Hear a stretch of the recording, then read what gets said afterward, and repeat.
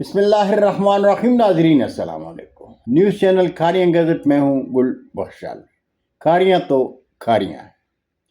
پیش خدمت ہے آج کا کالم بعنوان کھاریاں شہر اور انتظامیہ۔ ناظرین، کھاریاں شہر میں صحافیوں کا دوسرا مطالبہ بھی پورا ہو گیا۔ پہلا مطالبہ تھا سروس روڈ کا۔ زگ زیگ سروس روڈ کے بعد شہزاد ہوٹل کے سامنے جی ٹی روڈ پر پیدل گزرنے کے لیے لوہے کا جنگلہ پل نصب کر دیا گیا ہے۔ پل کے شاندار افتتاح کے لیے رنگ و روغن جاری ہے۔ بہت ممکن ہے ڈپٹی کمشنر گجرات پل کا افتتاح کریں گے۔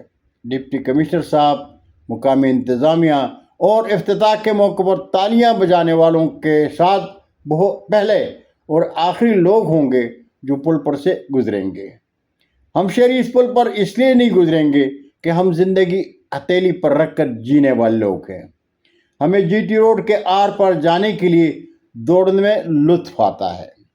حادثات کا شکار ہوتے ہیں تو الزام گاڑی چلانے والوں کو دیتے ہوئے ماتم کرتے ہیں، اس لیے کہ اس کے لیے اخبار نویس اب پل کے نیچے ڈیوائیڈرز جنگلے کا مطالبہ کریں گے۔ کھاریاں شہر کے شہریوں کا تو کوئی مطالبہ ہوتا ہی نہیں، وہ تو ہم اخبار نویس کچھ شہرت پسند شہریوں کے ترجمان بن کر انتظامیہ کی خبر لے لیتے ہیں، لیکن ہم کبھی بھی شہریوں سے یہ درخواست نہیں کریں گے کہ تمہاری بھی کچھ ذمہ داریاں ہیں۔ اگر انتظامیہ وسائل نہ ہونے کے باوجود کھاریاں شہر کی خوبصورتی اور عوامی سہولت کے لیے کوئی کارنامہ سر انجام دیتی ہے تو ان کی تعریف کی جانی چاہیے، اس لیے کہ تالی ایک ہاتھ سے نہیں بجتی۔ انتظامیہ اور شہریوں کے باہمی تعاون سے ہی کھاریاں شہر کو خوبصورت بنایا اور سجایا جا سکتا ہے۔ ناظرین، کھاریاں شہر میں تجاوزات کے خلاف آپریشن پر کھاریاں کے تجاوزات متاثرین کا احتجاج اپنی جگہ، لیکن اس کے بغیر چارہ بھی تو کوئی نہیں تھا۔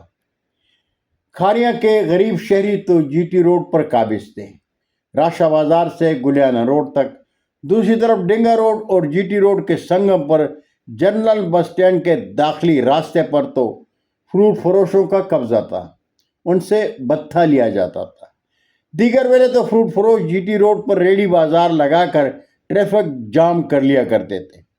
کبھی بھی شہر کے بڑوں نے اس مسئلے کو نہیں سوچا۔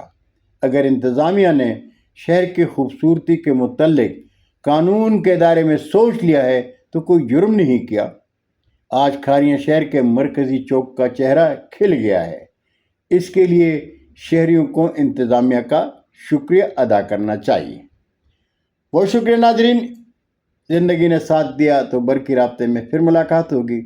جاتے جاتے درخواست ضرور کروں گا کہ میرے چینل کو سبسکرائب کریں، دوستوں کے ساتھ شیئر کریں اور چینل کی گھنٹی ضرور بجائیں۔ اجازت چاہوں گا۔ اللہ ہم سب کے پاکستان کا حامی ناصر ہو۔ پاکستان زندہ باد۔